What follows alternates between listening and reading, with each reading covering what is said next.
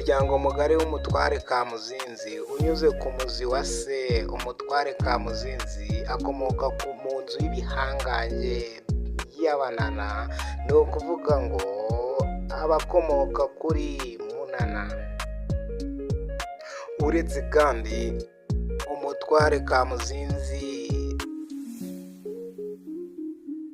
ni umuhungu w'umutware Nturo, se wabo watwaye mu Kabagari i Nyanza.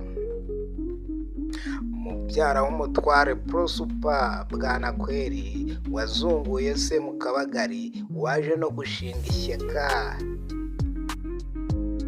REDR, ndetse na Lazare Ndazaro, umwe mu mpirimbanyi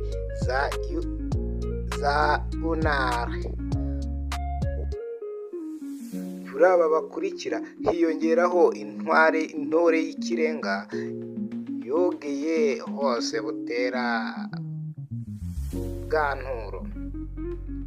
Umutware Kamuzinzi yatwaye urugerero mu ntara y'Ubugoyi, ubu ni mu karere ka Rubavu, mu gihe cy'ubukoloni bw'Ababiligi guhera mu 1938 kugeza mu 1954. Bugoyi yari intara yari igizwe na Rugerero, Nyakiriba, Nyamyumba, Busumba, Marumba, Busoro, Rwamigaga, Rega, Munanira,